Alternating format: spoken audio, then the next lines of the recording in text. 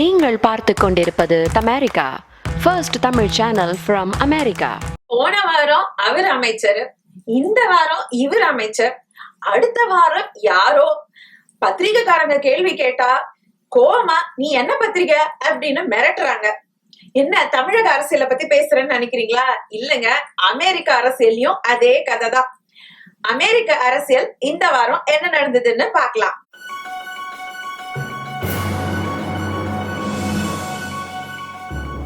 Welcome to white house நாட்டாமை. இப்பெல்லாம் US news சேனல்ஸ்ல யூஎஸ்ல நடக்கிற நியூஸ பத்தி பேசுறாங்களோ இல்லையோ, ரஷ்யால என்ன நடக்குதுன்றத பத்தி தான் நிறைய பேசுறாங்க. அப்படி ரஷ்யாவுக்கும் யூஎஸ்க்கும் என்ன கனெக்ஷன்? வரலாறுல ஒரு 6 மாசம் பின்னோக்கி போனோம்னா பால் மேனஃபர்ட்னு இருந்தாரு. அவருதான் ட்ரம்ப் கேம்பெயின் மேனேஜரா இருந்தாரு. அவருக்கும் ரஷ்யாவுக்கும் ஏதோ தொடர்பு இருக்கு, இவர் ஏதோ இன்ஃபர்மேஷன் கொடுக்கறாருன்னு சொல்லி கடைசியில பிரச்சனையாயி அவர் ரிசைன் பண்ணிட்டாரு. அதுக்கப்புறமா எலெக்ஷன்ல ட்ரம்ப் ஜெயிச்சதுக்கு காரணமே ரஷ்யாவோட ஹேக்கிங் தான் அப்படின்னு குற்றம் சாட்டினாங்க. அதோட நிறுத்திக்கல. ரெக்ஸ் டில்லர்சனை செக்ரட்டரி ஆஃப் ஸ்டேட்னு ட்ரம்ப் அனௌன்ஸ் பண்ண பொழுது ரெக்ஸ் டில்லர்சனுக்கும் ரஷ்யாவுக்கும் ரொம்ப ஸ்ட்ராங்கான ரிலேஷன்ஷிப் இருக்கு அப்படின்னு சொல்லி திரும்ப அட்டாக் பண்ணாங்க. இதெல்லாம் முடிஞ்சதுன்னு போச்சுன்னா இந்த வாரம் மைக்கேல் ஃபிளின் ரிசைன் பண்ணிட்டாரு. யார் இந்த மைக்கேல் ஃபிளின்? அவர் தான் இந்த புது கவர்மெண்டோட நேஷனல் செக்யூரிட்டி அட்வைசர். சாரி பாஸ்டன்ஸ்ல இருந்தாரு, இப்ப ரிசைன் பண்ணிட்டாரு. இதுக்கு காரணம் இவரு விபி மைக்கேல் பென்ஸ் கிட்ட ஏதோ ஒரு பொய் சொல்லிட்டாராம். பென்ஸ் இவர்கிட்ட நீ ரஷ்யா கிட்ட யூஎஸ் சாங்ஷன்ஸ பத்தி எதையாவது பேசுனியா அப்படின்னு கேட்க, கல்புரம் அடிச்சு நான் பேசவே இல்லை யுவர் ஆனர் அப்படின்னு சத்தியம் பண்ணிருக்காரு. ஆனா அதுக்கப்புறமா ஏதோ ஆடியோ வீடியோ எல்லாம் லீக் ஆகி மாட்டிட்டதுனால இப்ப அவர் ரெசிக்னேஷன் கொடுத்துட்டாரு. அப்படி ரஷ்யாக்கும் ட்ரம்ப்புக்கும் என்ன கனெக்ஷனா இருக்கும்? ஒருவேளை ட்ரம்ப் புட்டினை பார்த்து சிரிச்சிருப்பாரோ? ரஷ்யா கனெக்ஷன்லாம் ஒரு பக்கம் இருக்கட்டும், இந்த வாரம் ஒயிட் ஹவுஸுக்கு யார் யாரெல்லாம் வந்தாங்க?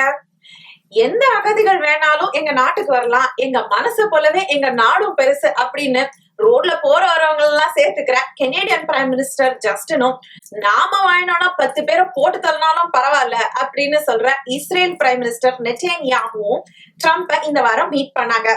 இஸ்ரேல் பிரைம் மினிஸ்டர் கிட்ட இஸ்ரேலுக்கும் பாலஸ்தீனுக்கும் ரொம்ப காலமா போயிட்டு இருக்கிற பிரச்சனைய நான் எப்படியாவது தீர்த்து வைக்கிறேன், I will make a deal அப்படின்னு சொல்லி ட்ரம்ப் சொல்லியிருக்காரு. ஒருவேளை இவர் இந்த பிரச்சனையை தீர்த்து வச்சா இவருக்கு நோபல் பிரைஸ் கொடுப்பாங்க அப்படின்னு கூட பேசிக்கிறாங்க. அடுத்தது வணிக செய்திகள், அதான் பிசினஸ் மேட்டர். வேர்ல்ட் டூர் போய் டயர்டாயி இப்ப இந்தியால ரெஸ்ட் எடுத்துட்டு இருக்கிற மோடிய அமெரிக்காக்கு வர சொல்லி ட்ரம்ப் இன்வைட் கொடுத்திருக்காராம். எனி டைம் இந்த இயர்ல மோடி ட்ரம்ப் அமெரிக்காக்கு மீட் பண்ணுவாரு அப்படின்னு பேசிக்கிறாங்க. சரி, அப்படி மீட் பண்ணி EB2 EB3 பேக்லாக கிளியர் பண்ணுவாங்களா அப்படின்னு பார்த்தா அதான் இல்ல. அதனாலதான் இது வணிக செய்திகள். என்னன்னா டிஃபென்ஸ் மேட்டர், செக்யூரிட்டி மேட்டர் அதெல்லாம் பத்தி பேசுவாங்க. அதான் இந்த ராணுவ தளவாடங்களை நம்ம ஊர்ல எப்படி துண்டு கடியில கைய போட்டு பேரம் பேசுவாங்களோ, பையிங் செல்லிங் மேட்டர், அததான் டிஸ்கஸ் பண்ண போறாங்க. இந்த வாரம் ரெக்ஸ் டில்லர்சனும் சுஷ்மா ஸ்வராஜும் 2 கண்ட்ரியோட பார்ட்னர்ஷிப்பை எப்படி டைட்டன் பண்றது அப்படின்னு பேசியிருக்காங்க. அது மட்டும் இல்ல, டிஃபென்ஸ் செக்ரட்டரி ஜேம்ஸ் மேட்டிஸ் அவரோட கவுண்டர் பார்ட் மனோகர் பனிக்கர் கிட்ட 2 கண்ட்ரிக்கும் இடையே இருக்கிற டிஃபென்ஸ் பைலேட்டரல் எஃபர்ட்ஸை எப்படி ஸ்ட்ரென்தன் பண்றது அப்படின்னு 2 பேரும் ரொம்ப தீவிரமா டிஸ்கஸ் பண்ணிருக்காங்க. கடைசி வரைக்கும் யாரும் கிரீன் கார்டு பேக்லாக பத்தி பேசல. ஆமா, அமெரிக்கானாலே இப்ப ஹாட்டா போற விஷயம் இமிகிரேஷன் நியூஸ் தானே.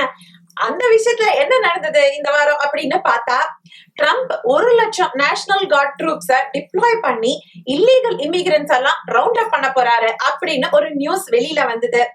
ஒயிட் ஹவுஸ் கிட்ட கேட்ட பொழுது இந்த மாதிரி எந்த ஒரு ஆக்ஷனுமே ட்ரம்ப் எடுக்கல அப்படின்னு இந்த நியூஸ மறுத்து பேசிட்டாங்க.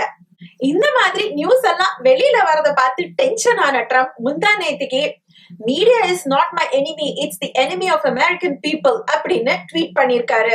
மோஸ்ட் ஆஃப் த ஸ்டேட்ஸ்ல அமெரிக்கால ட்ரம்போட டிராவல் பேனை எதிர்த்தாலும் டெக்சாஸ்ல நாங்க பிரசிடென்டோட டிராவல் பேனை ஆதரிக்கிறோம், இந்த கண்ட்ரிக்குள்ள யாரு வரணும் யாரு வரக்கூடாது அப்படின்னு சொல்றதுக்கு இந்த கண்ட்ரியோட பிரசிடென்ட்டுக்கு, கமாண்டர் இன் சீஃபுக்கு எல்லா உரிமையும் இருக்கு அப்படின்னு சொல்லி அந்த டிராவல் பேனை ஆதரிச்சு டெக்சாஸ் ஸ்டேட்ல பேசியிருக்காங்க.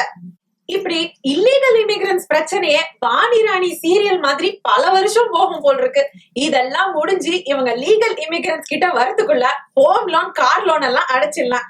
வாட்ஸ்அப்ல வர ஃபார்வர்ட் மெசேஜ பார்த்து டென்ஷன் ஆகி காசு செலவழிக்காம எங்கேயும் போகாம வீட்டுல இருக்காதீங்க. லாங் வீக்கெண்டுக்கு மயாமிக்கோ ஹவாய்க்கோ போய் ஜாலியா என்ஜாய் பண்ணுங்க. போறதுக்கு முன்னாடி எங்க சேனலுக்கு சப்ஸ்கிரைப் பண்ணுங்க. எங்க சேனல் கம்ப்ளீட்லி ஃப்ரீ தான். கீழே சப்ஸ்கிரைப் பட்டன் வரும், அதை அழுத்தினீங்கன்னா எங்களோட வீடியோ அப்டேட்ஸ் எல்லாம் உங்களுக்கு வரும். ஏதாவது ஃபீட்பேக் இருந்தா எங்களுக்கு காமெண்ட் செக்ஷன்ல கொடுங்க.